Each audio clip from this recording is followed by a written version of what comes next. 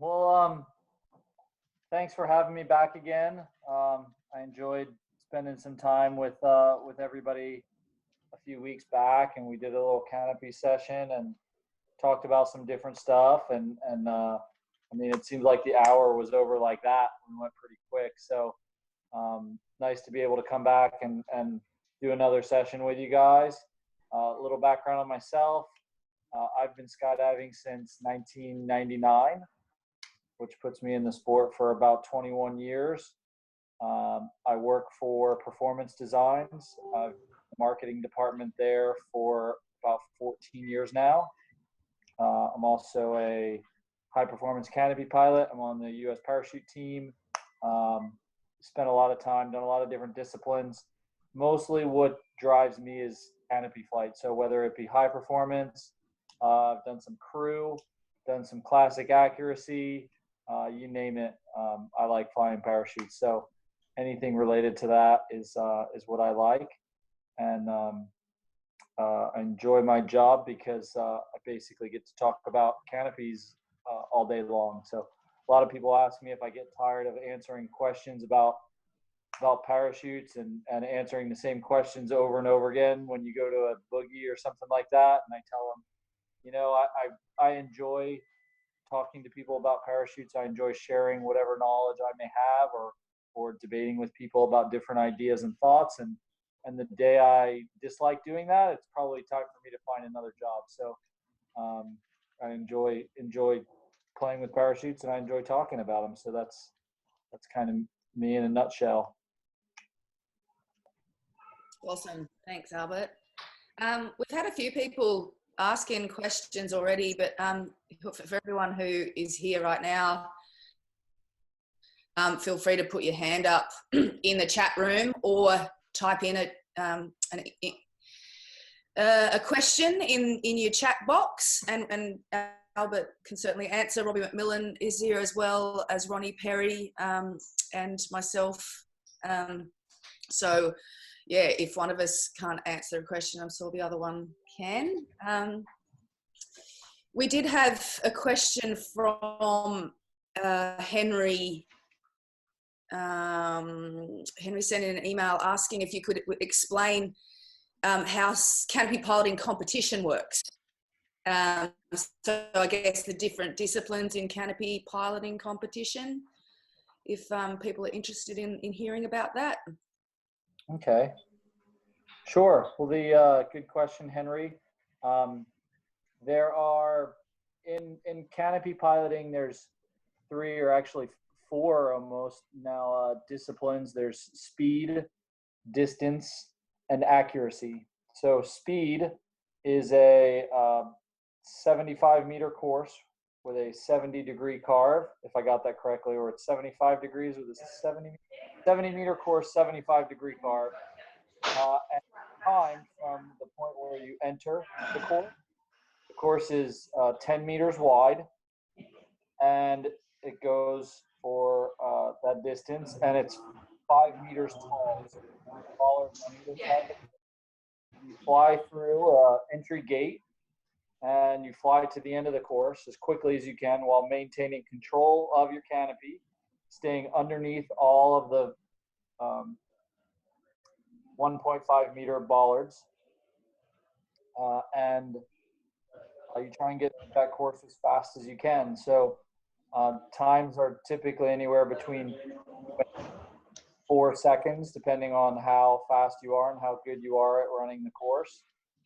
And that's the first discipline. The second would be distance, which is similar. It's a 10-meter wide course. The buoys or bollards are 1.5 meters tall, or 5 feet tall. And the object is to fly, touch the water before those buoys, fly straight down a course. There's another set of buoys that are 50 meters down the course. You have to stay below those. You can't pop up in the air. And the object is to fly as far as you can. So people make it different lengths in there depending on the wind conditions. You know what? I couldn't even tell you what the record is right now. Probably somewhere around 200 meters, something like that. Robbie, do you know what the record is right now?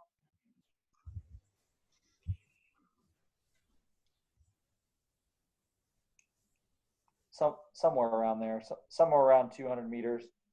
But people keep getting farther and farther with that, and it's pretty amazing to see. The third one is zone accuracy, and that one is it's more about finesse. So that one is you have to drag. There's a series of gates on the water. There's 4 water gates.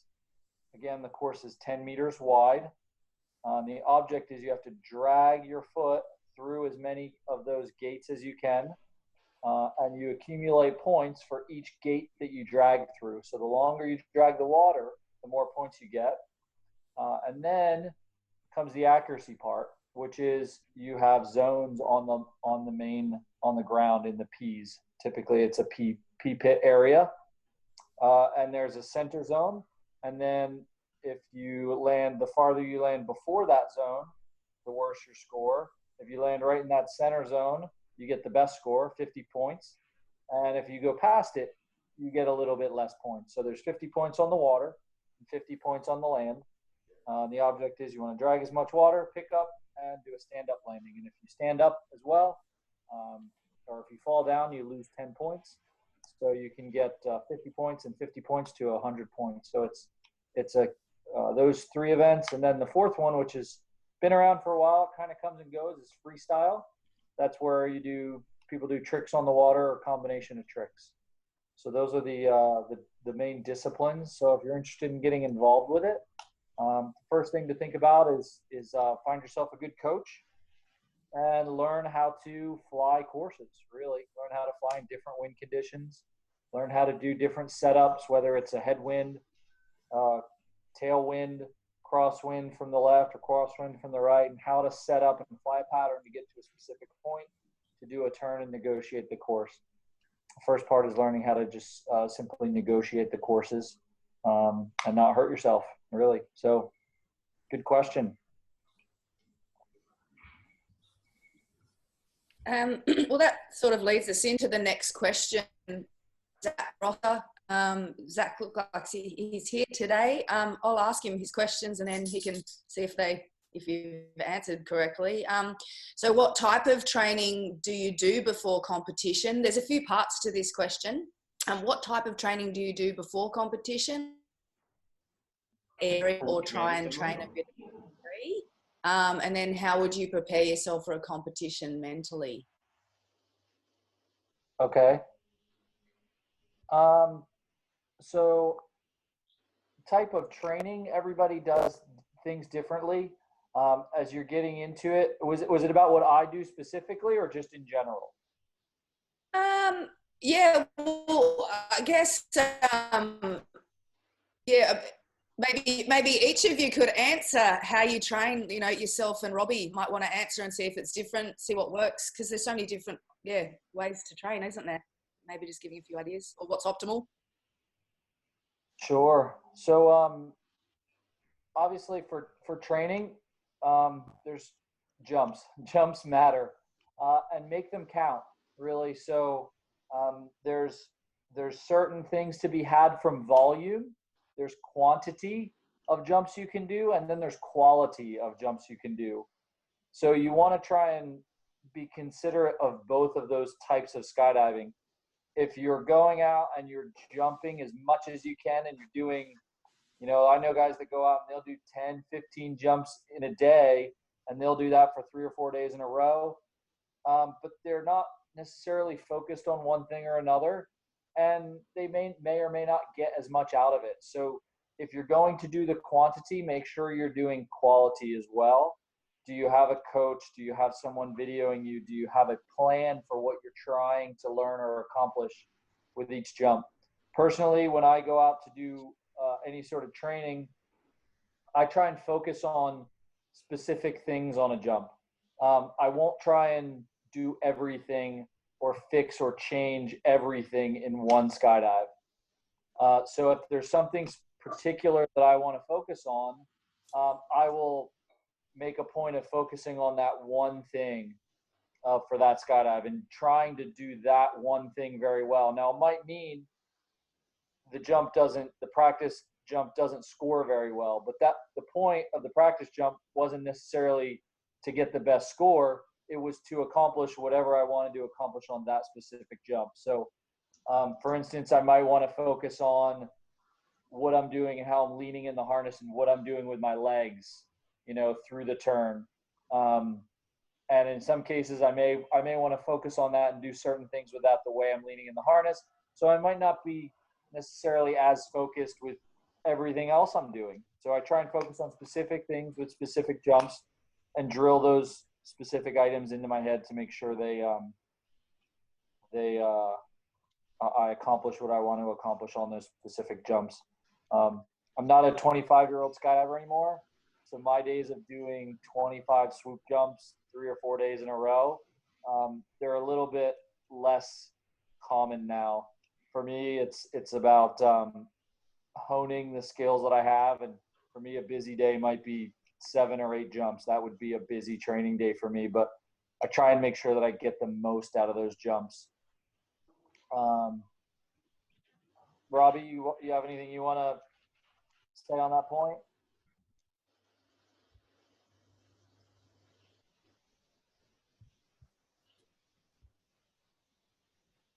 You may not. Are you muted? Robbie, you need to unmute yourself. Sorry. Yeah, sorry, 100% agree with everything that you said, particularly in terms of just breaking things down and just working on 1 or 2 things at the max, just so you're getting the most focus you can on the skill that you want to work on, and just be content that you're making progress rather than trying to fix everything in at one time or just in a couple of jumps. It's not really going to work that way. Second thing was just to really work on your dirt diving and your visualization, because it's something that we probably can all do, something that we probably do less of when we're under the parachute. So if you can focus on that side of things and finding your own space and just walking things through, and that I find really is beneficial. And the last thing is just consider jumping in all conditions, even if it's not ideal, because we all like to jump in ideal conditions and test the performance and get the most out of everything. But in competition, or even in regular jumping, the conditions can change so much. So you need to gain confidence in light winds, in strong winds, in crosswinds.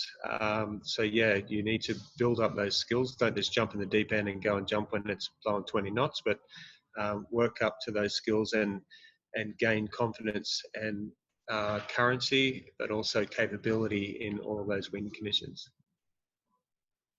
Yeah, that's good points. I mean, if you look at the big competitions that are out there, small competitions, big competitions, what you will almost always read from people, if you read people's posts after a competition, is they'll say, wow, the winds or the conditions were really tricky at this one. I don't think I've ever been to a competition where when the meet is over, anybody ever says, well, you know what?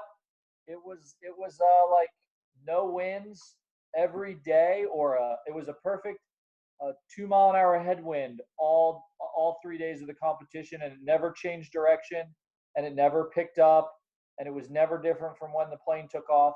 The conditions always change every day. They go up, they go down, and the guys that do really well in competitions are the ones who have spent time jumping in all of those different wind conditions, obviously within limits, like Robbie said, not getting stupid and jumping in 20-knot winds, but within limit. They've practiced headwind, they've practiced tailwind, they've practiced it on, if it's coming from the left side, the right side, quartering, every which way, and they know their turn, and they know the performance of their wing and how it performs in all those different conditions. The next part of the question was mental preparation for a competition, and that's a really interesting one, because in canopy piloting, and this isn't much different than a lot of other disciplines in the sport, competitions are won and lost in your head. So a lot of guys that compete at the highest level, they're all really great pilots, and on any given day they all have the ability to fly their parachute a certain distance or a certain speed or in a certain fashion, because they've all practiced it hundreds and thousands of times. But the mental game is always challenging. So for me, my mental preparation is is to go into the competition confident and knowing what I can do and what I can't do, what I can pull off, what I can't pull off. The competition is not a place or a time to try anything or do anything that you haven't already done before. Battery 100% connected. So if you're competing and you're coming through a course and you're going, I wonder if this will work, you're already hosed. You're already in a bad spot. So competition is the opportunity to show the skills that you have learned, acquired, and practiced over and over again before you ever got there. It's not time to change parachutes. It's not time to change what weight you put on. Not time to try a different turn. Not time to go, oh, I think I should do this. It's doing what you've already practiced and then allowing yourself to be scored based on that performance.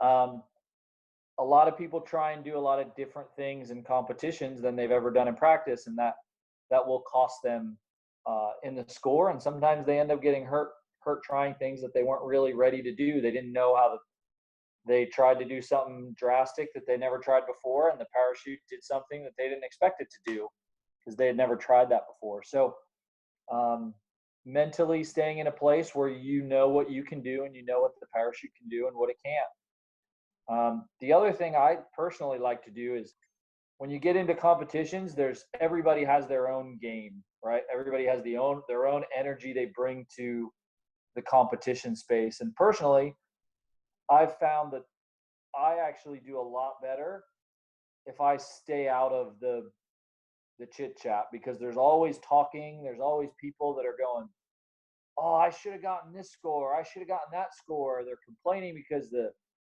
buoy was here and it should have been over here. And mentally for me, my best game is if I stay in my own game.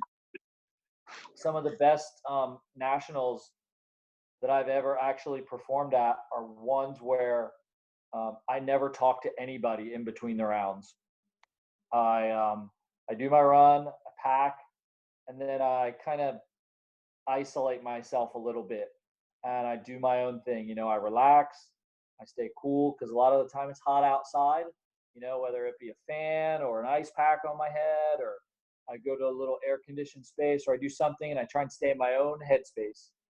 And I don't get involved in all the talk and all the things that are going on around the drop zone and all the people that might be trying to get in your head, or they're trying to get in their own head or figure out what their headspace is. And everybody kind of starts feeding on that. So I try and stay out of that personally. I find I perform a lot better if I'm just focused on what I want to do and just stay in that headspace. Robbie, you got anything to add to that one? Yeah, just whether it's sort of competition or not competition, or when you are competing, you're competing to do your best, not be the best. So to sort of make sense of that, if you're trying to win a competition and your best is not better than everyone else's best, then you're not going to win. So don't try and outdo everybody else. Just try and do your very best and outdo yourself. So yeah, as Albert was saying, not trying to be inventive or trying to do new things in competition. You just want to bring your best game. You want to bring your best attitude and your best focus on what you can do. And that just applies to regular day jumping as well. And I think that's where a lot of the accidents are caused, when people are trying to be that guru and they don't realize that they're down here at a lower level and just trying to, if they try and bring out their best each and every day or each and every jump, then you're going to get there. But if you're trying to be at that higher level where you're trying to win that competition on that day, then it's not going to happen. So you really need to keep yourself grounded. And like Al said, stay out of all that ego talk over there where these guys going, oh man, I did my best, or, should have done this, I should have done that. Just find your own space and be in that space so you can keep achieving your best each and every time.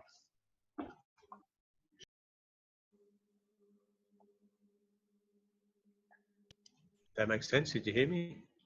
Yeah, we could hear you there, Robbie. Good points. Yeah, that was great. Hey, Zach, did that answer your questions? Did you have anything else, any other comments? Yeah, no, that was awesome, Albert. Thank you very much. Really great points there. A lot of really good takeaways as well. So no, I'm really stoked with the answers on that one. Yeah, no, happy with that. Cheers, mate. Oh, great Awesome. question. The next one's from Aussie Khan up here in the chat room. What's the best pond design and shape for training? Yes, any pond here in Australia would be great. We don't have many ponds here in Australia, Albert. There's one in Picton currently. Yeah, I heard Picton's and one open, out the Funny Farm. back up again. Funny Farm's full. Yep. Yeah. I guess shape and size, there's been a lot of it's changed over the years as far as what is the best shape or what is a good shape. So ideally, like having space, you have to have obviously enough for the course. You have to have enough for a little buffer zone if someone does have an accident or incident and they end up splashing just outside of where that course is. We've seen places that will put in a little bit of an extra lane into a speed course, so you have a little bit more water that covers the speed down through the middle of the course. And then you've seen ones that actually put a little bit more before what would be the speed gate off to the side. That way for approaches that might get botched, there's water there. We've seen people go to even further extents quite a few years back when Skydive Spaceland built their pond. Everybody was making a bigger pond and bigger pond and bigger pond. And eventually Skydive Spaceland, which is in Texas, they built this. It couldn't even be considered a pond. It was a lake. It was gigantic. And most people were like, wow, that's awesome. That's great. It's so big. It was like 500 feet from end to end. Like you couldn't even do a dirt swoop on it. It was just so gigantic.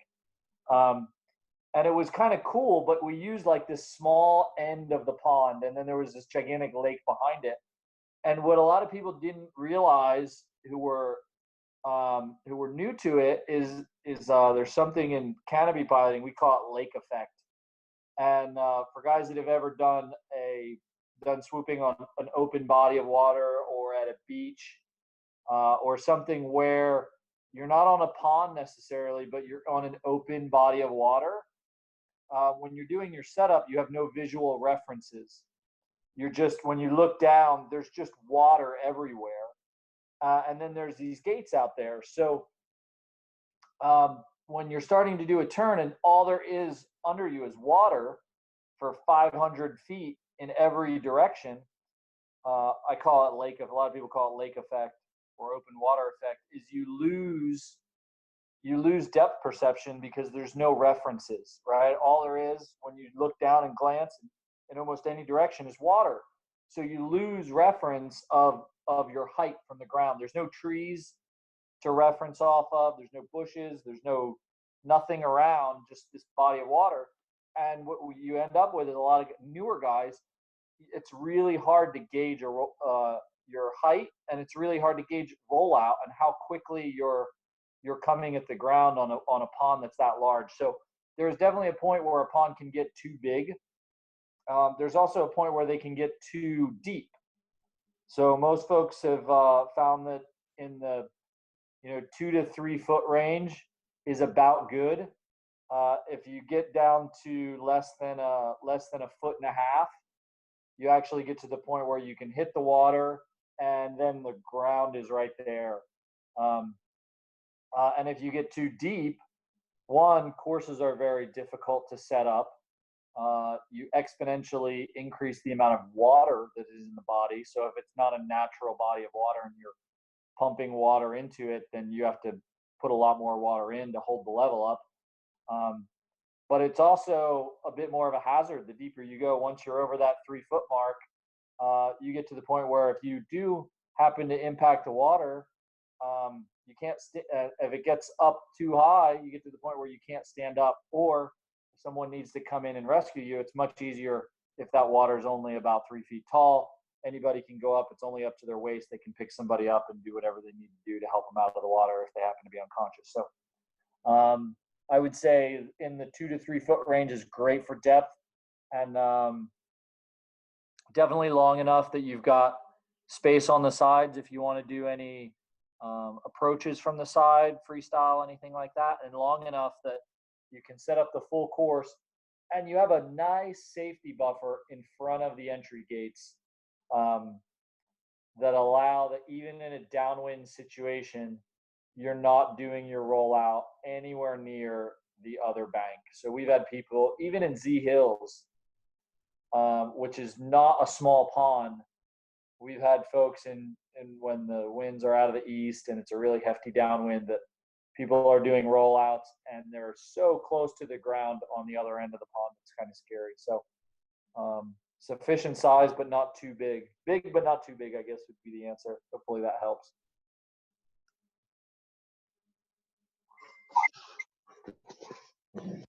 Right, thanks, man. That answered your question there, Ozzy? Yes, it did. If you can hear me. Awesome, yeah.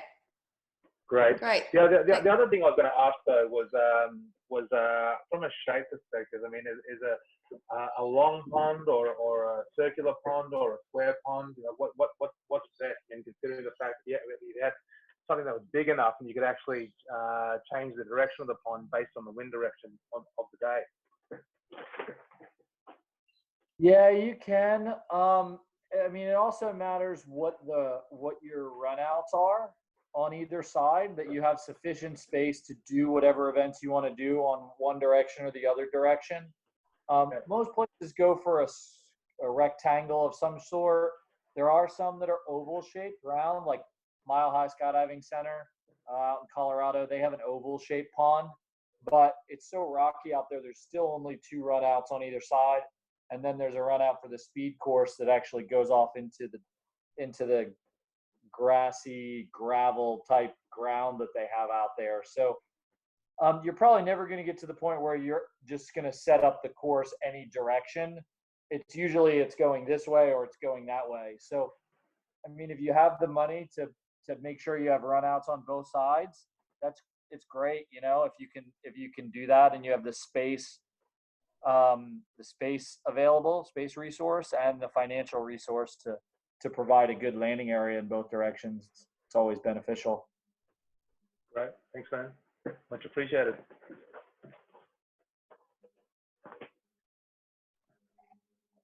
Good question. Cool. The next one's from Luke Everett. What are the that you would focus on to break the jump down to practice each point? For instance, you stage the breakdown of the setup to the start point, the turn, the recovery arc, the flare. So that's in the chat box from Luke Everett. Could you repeat the question? Yeah, how do you break the jump? Yeah, he's asked what are the points that you would focus on to break the jump down to practice each point? I think Robbie sort of mentioned, and yourself, just to practice a couple of different points, not everything at once. If you could just break down what those points are to practice. Gotcha. I mean, there's different things you can practice and focus on, and they're going to look different for each person depending on where your strengths and weaknesses might lie. And that's where having a good coach who can break down what you're doing well and what you're doing poorly, or areas where you can improve, would be beneficial. So, I mean, there's areas of things you might need to focus on in setup. There's things you might need to focus on in your turn, how you're keeping the canopy in a dive, or not. There's things that have to do with the rollout that you could be changing or altering. There's things that you might want to focus on regarding how you fly through the course, the angles that you approach the course. So there's quite a few different things you could focus on, and where to focus and where not, where you need that focus more or less is something that a good coach would be able to help break down for you. The first places I would definitely start would be in setup, because honestly, it's probably the biggest part of canopy piloting is not swooping. It's not the flying through the course. Quite frankly, the flying through the course part is like the easiest part of canopy piloting. If you did everything right up to the point where you got into the course, then going through the course is simple, right? It's everything you did before that entry gate is where 95% of your practice needs to be, you know? So focusing on good setups are really where it's at. If you look at guys that are really good at competing and you watch them do a setup and do a turn, and you never see a single correction. And it's not because they're not making them, and it's not because they didn't make mistakes. It's because they identified where they needed to be and what they needed to do, and they adjusted for that before it became an issue in their performance and before you could see it. So if you watch guys at meets and there's a newer guy and let's say he's going to go through the course, you'll see in some cases, let's say there's a new guy and he's going to hit the water, right? Let's say he's going to have an accident and he's going to hit the water really hard. I would say 8 or 9 times out of 10 on that swoop before he ever hits the water, if you look at the guys that are really experienced out there, they probably identified that he was going to hit the water before he ever started the turn. And the difference is they could see it before he did. Like I've watched guys doing setups, and I've seen myself and Greg Windmiller and other guys who might be standing under the tent, and we'll watch a guy fly a pattern. And right as he starts his setup, we put our parachutes down and we start moving towards the side of the pond because we can tell he's going to hit the water before he ever notices it. So the difference is the more time you put into that, the more you get to see what those pictures are. So it's being able to identify the areas where you need correction before they actually become an issue. Kind of went off on a little bit of a tangent there, but I hope that does that answer your question? Yeah.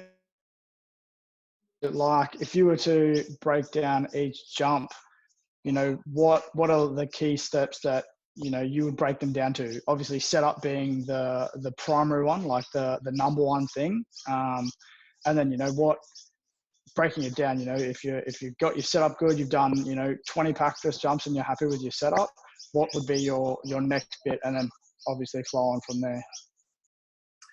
Well, it would depend on I guess it would depend on what areas I need to focus on. What areas do I need improvement, and what areas do I not need improvement? So, and for everybody, that's going to be different. So there's no cookie cutter answer for what to work on and what not to work on. That's where like having a good coach or mentor can help guide you through that. And a lot of the time you'll see a lot of the coaches, everybody has their own way of doing it. Sometimes they'll watch you, and then a lot of coaches will actually video you, or they'll watch you and they'll have someone else video you. Then what they can do is break that video down and show you what you've done and what seems to be working well and what might not be working so well.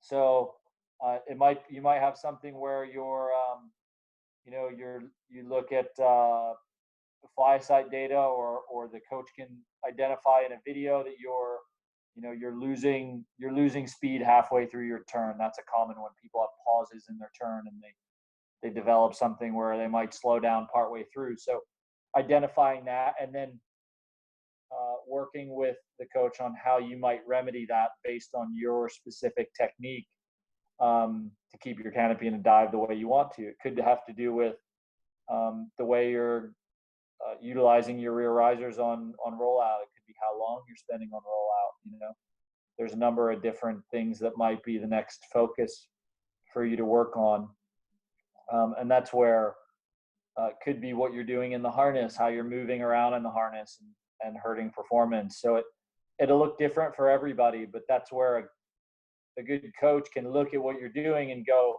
you're doing this really well, you're doing this really well, you're doing this really well.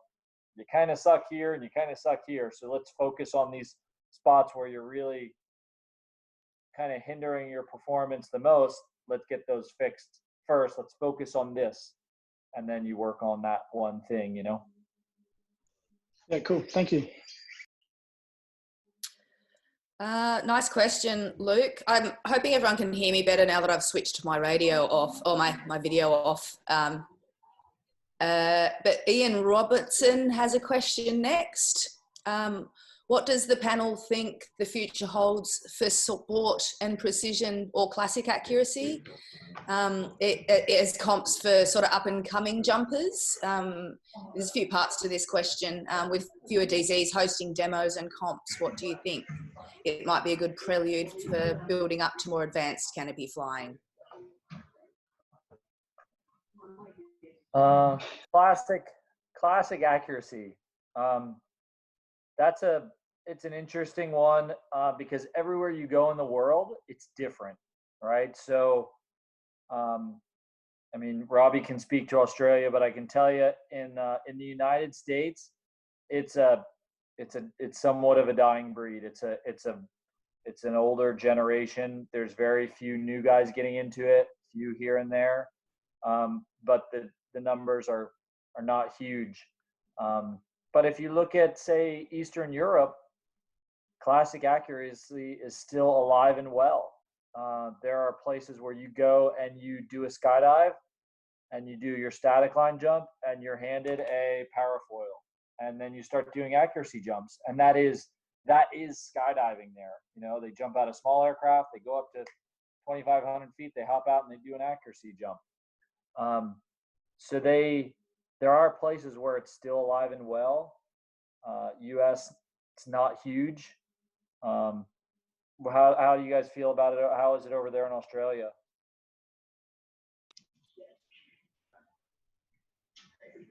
I think it is a little bit of a dying art over here as well, but I was having a conversation with Robbo about this last night in regards to, you know, and this is what skydivers tend to forget, is that every jump is an accuracy jump, and every jump you're working on accuracy, and you are doing classic accuracy, you're just doing it on a modern canopy.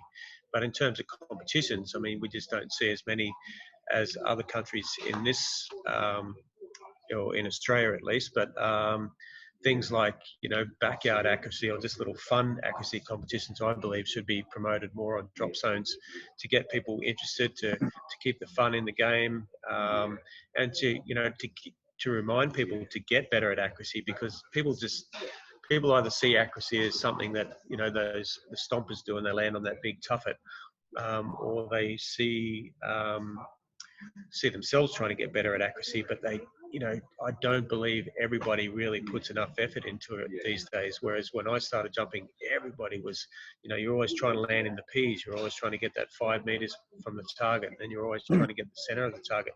These days, people have the most high or way more performance parachutes, but they still land all over the place, and they forget about that classic, you know, that classic just being able to land accurately every time. So I think it should be encouraged a lot more, and I think we need to put some focus into it. But how we go about that, you know, is open to discussion, I guess. For any of you guys that ever have done, that's great point, Robbie. Anybody who's ever done any shooting, they always say aim small, miss small, and it goes the same with parachutes. So if you aim to land in the landing area, which is gigantic, then you're probably gonna be able to say, woohoo, I hit my target, I made the landing area. But if you shoot for something that's the size of a quarter, or you aim for a spot, you know, you throw a t-shirt out in the landing area and your goal is to land on that t-shirt, and if that's what you're aiming for, there's a lot you can learn, and you may not hit it the first time. And I always tell people, if they're trying to do accuracy, when you're first starting out, don't make crazy maneuvers trying to get onto a small target. Go ahead and just fly your regular pattern and see where it lands you. it land you 10 feet to the left or to the right or 30 feet past it or before the target. And then you'll learn quite a bit about what your pattern does without any aggressive movements. That's one approach to looking at that accuracy. Some of the best people, there's a couple people in high performance canopy piloting who have gotten a lot of time on accuracy parachutes. This guy named Dean from the UK, really great canopy pilot.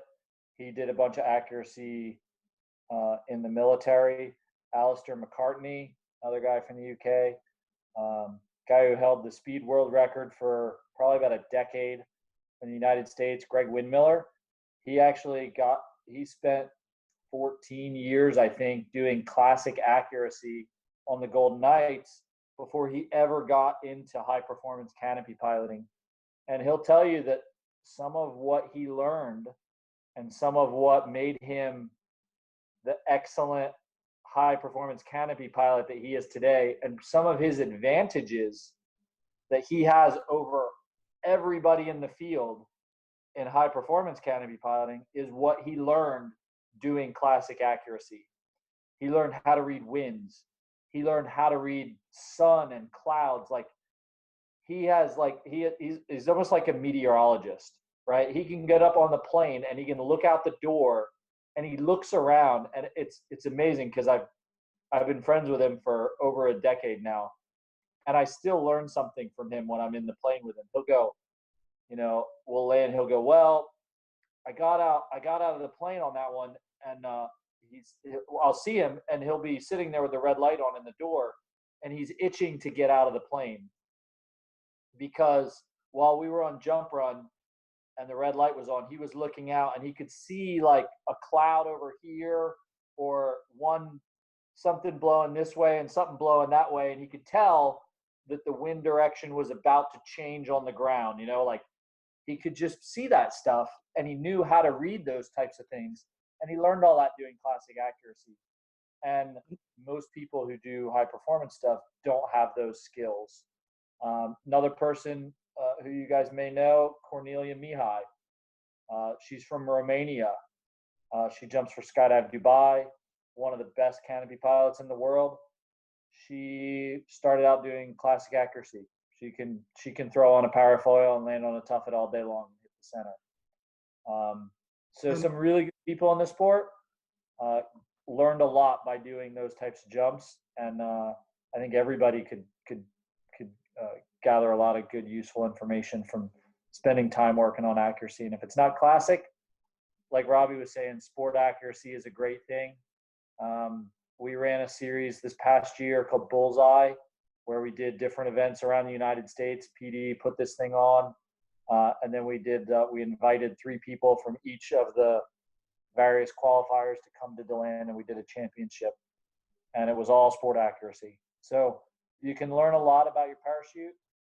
You can learn a lot about how good of a skydiver you are, or how good of a skydiver you think you might be, by practicing out some classic accuracy or some sport accuracy, and learn how to fly your parachute well. It's not about flying a small parachute. It's about flying one well and being able to land it accurately and safely. So good question. Can I just say, a few years ago when classic accuracy was pretty quiet in Australia and declining, and it still is, we introduced sport accuracy into the APF competition, and that was done to try and improve people's accuracy abilities and handling of canopies so that they could land their high performance canopy and do it from fairly low jump numbers. So that's something that we probably need to focus more on in Australia, I think. It's great. It's a good thing. Sport accuracy is awesome, and I love doing it. We used to have it at U.S. Nationals for a while. We got rid of it. We've tried to bring it back again. It's kind of slow going. The thing we did last year around the US and Europe, the PD Bullseye competition, was focused on sport accuracy. But the big push with it for us was we wanted to do something that made accuracy and made sport accuracy and people's ability to fly and land their parachute well. We wanted to make that cool because, quite frankly, high performance landings across the beer line where you eat shit at the end or you cut somebody off, that stuff's not cool. You know, what's cool is watching somebody do a nice, good, safe approach, watching them fly their parachute to the best of their ability and land on a dime, you know, and do it safely. To me, that's cool. You know, like I like watching people do high performance stuff, but I also like watching people do amazing things with their parachutes and watching them fly the parachute rather than the parachute fly them. Just to add to all of that, if I may, can you guys hear me? Yep. In Victoria, at some of the drop zones, we've been running like display courses, right, which has really motivated a lot of the sports parachuters to practice their accuracy. You know, because if they can get their, say for example their display pro license, it means they can jump into places other than the drop zone. And it seems that a lot of sports jumpers love doing displays. And so one of the things that I've found that, you know, when we've run display courses, that a lot of people coming down and practicing their canopy skills because they want to be able to jump in other places besides drop zone. So that's a really good motivator, I think, to get, you know, sports parachuters, focusing more on their accuracy and having a goal-oriented approach to it. Yeah, it's a good point, you know, because there's a lot of type A personalities in this sport, and everybody's looking to do something cool and neat, and they want to do great stuff, and the whole downsizing fad kind of drives me crazy every once in a while. So seeing people do things that help elevate the importance and for lack of a better word, I'm going to say coolness, the coolness of being able to fly your parachute really well, no matter what canopy that is, whether it's a 100 square foot parachute or a 200 square foot parachute or a 300 square foot parachute. Watching people fly them and land them well, to me, that's cool. And anything we can do to help elevate people to see that is great, you know. And like, I agree with what you're doing there, running demonstration type camps and pushing people to if you want to do this kind of stuff, you want to do this cool stuff, you want to be able to do a demonstration jump, well, you got to be able to land your parachute well, you got to be able to fly it well and land it well. Couldn't agree more. Yeah, that's great stuff. I think it comes back to the old slow is smooth and smooth is fast. Everybody, as Albert says, there's a lot of A-type personalities here. Everyone wants to downsize in 200 jumps, and it still blows my mind that people just want to keep doing that, because it's like you still don't have a grip on the basics a lot of the times when you transfer up to 200 jumps and then you start again. But I'm learning paramedicine at the moment, and I was brought back to earth yesterday by these trainers just telling us, you know, you're just not doing the basics well. And I just keep telling myself, you know, that's what I keep telling my students all the time, just become really good at the basics and you'll go a long way. People get that too much. They want to know what to get to slow themselves down and just do it, you know, systematically and just be happy with what you're doing and just keep working at doing that better. That's the message that we need to get across to people, not, you know, here's how to get better faster. It's like, here's how to take your time and get the most out of it and get that quality, as Albert was talking about before, rather than the quantity that everybody's looking for in the smaller, faster parachute and hanging out with all the cool kids. But yeah, just to really earth people and bring them back to reality sometimes.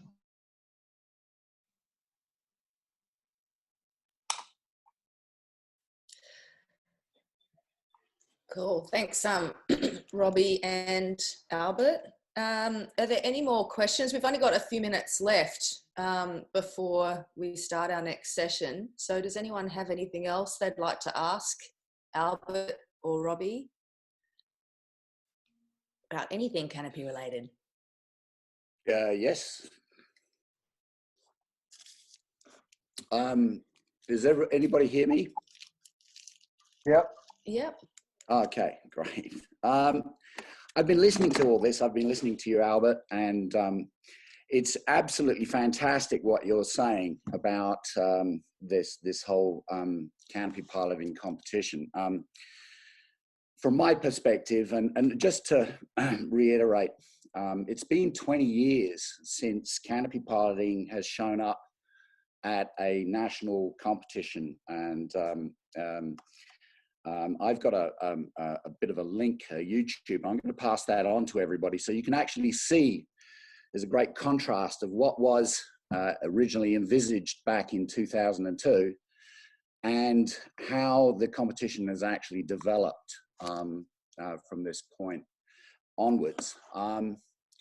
Now, I'm always saying that you can actually regulate your wing loading by introducing restricted course designs. And this, I think that because for the best part, the courses have been largely remained open, that has ensured that canopy manufacturers see a margin to increase performances. The moment you start to shut those competition courses down and constrict them, you can actually regulate the wing loading, right, to make it successful. So a 3.0 wing loading wouldn't be able to get around a course that is specifically designed for 2.2. So I think that's something that you have to consider if you want to appeal to a lot of people who don't really want to take on the physical risk associated with these larger canopies, these smaller canopies, these hyper canopies.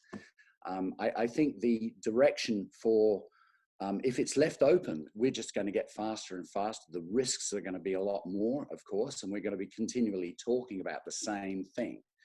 Nothing will change unless the competition course actually changes. And we can actually start to look at changing those courses now, because they haven't, the original design of the courses was to remain flexible. So as the techniques, as the technology starts to increase, right, then that competition course starts to expand to take care of that. But it also can lead into restricting that and regulating that wing loading just through course design. Just to give you an example, the competition course is only 1.5 meters high, and that doesn't give you enough sort of room for margin of error.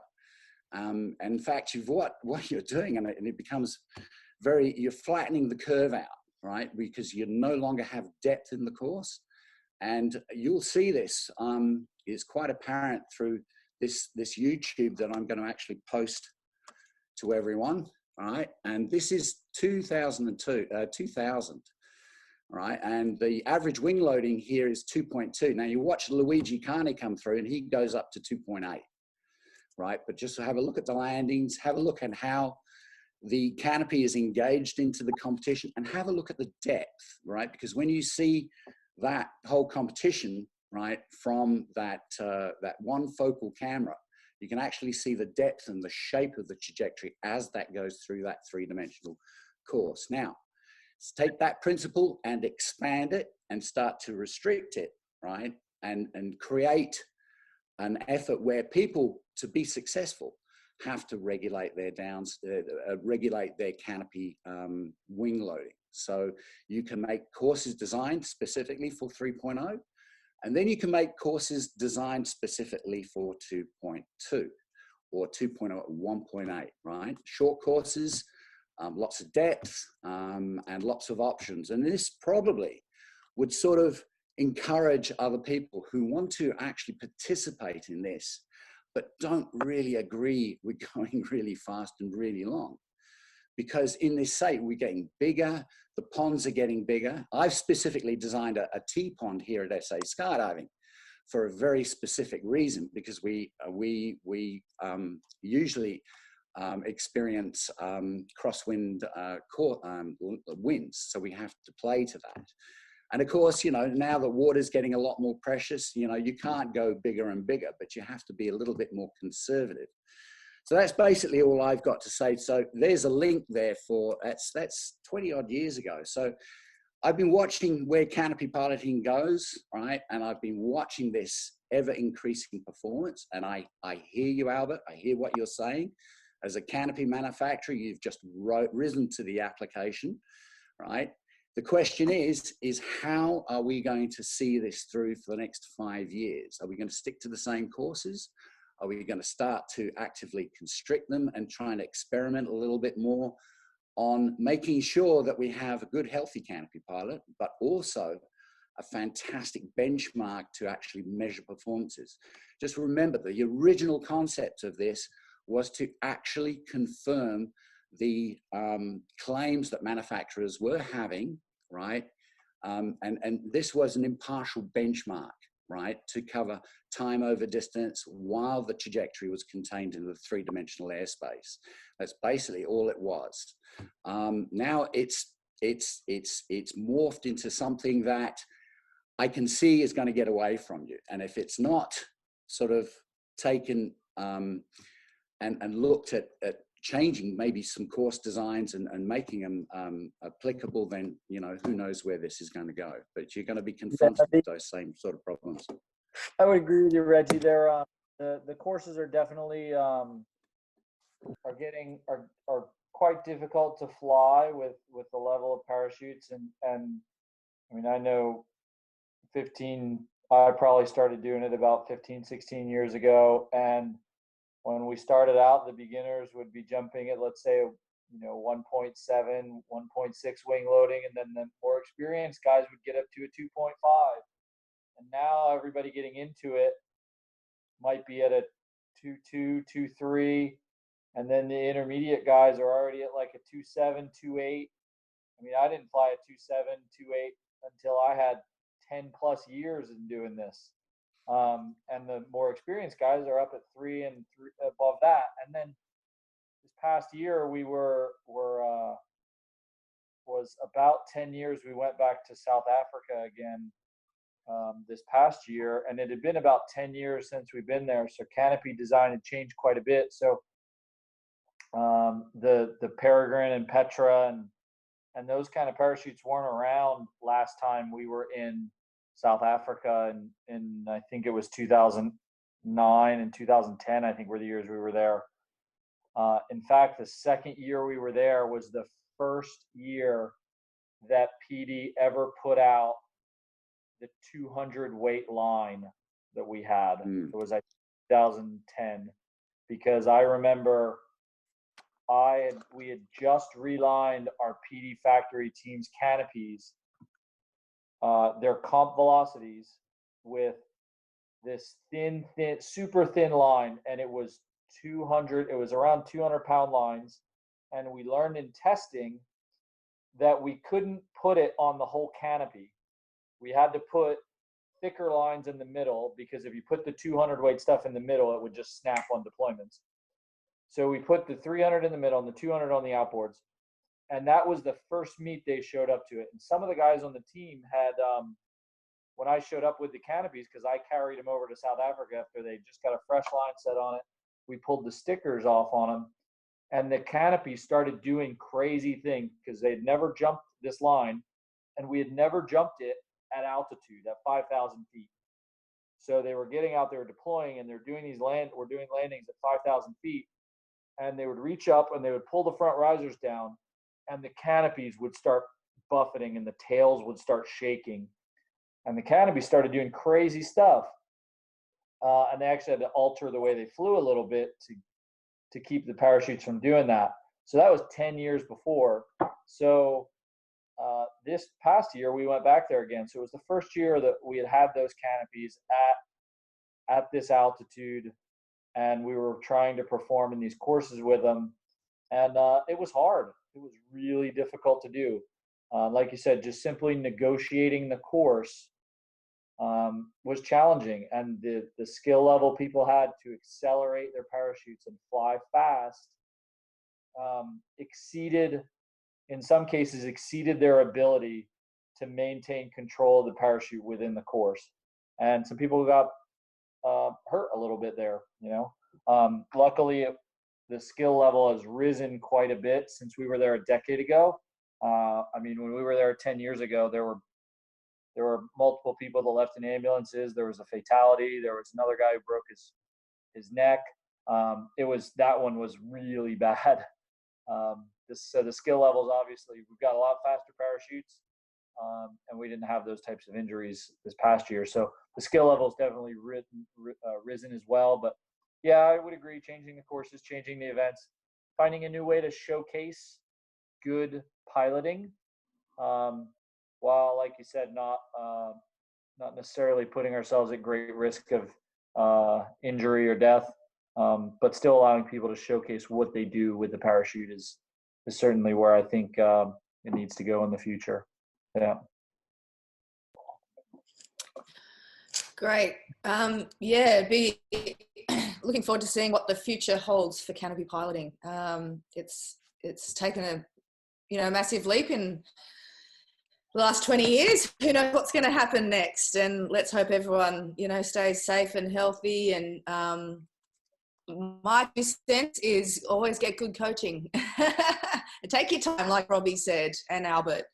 So thanks so much, Albert, for coming to join us, and you, Robbie. Thanks, I know guys. it's late. It's getting late over there. What time is it, Al? It's about 9 p.m. here now. Okay. So that's not too bad. I appreciate you guys having me. Let me talk parachutes. It's amazing how fast an hour flies by. It's good to chat with you guys again. And if you think of anything afterwards, anybody maybe had a question, or you get off this Zoom call and you go, oh man, I wish I had asked Robbie this, or I wish I asked Al that, just we're all pretty available. Just shoot either one of us a private message, and we'll be happy to talk through anything you need. Actually, after we did this last month, I had a couple guys send me some questions, and I'm happy to answer them, whether I can type back, or I think one of them I actually recorded a little video for him and sent it back because it was easier for me to talk through the answer. So appreciate everybody listening and devoting time and effort into becoming good Canopy pilots. So great.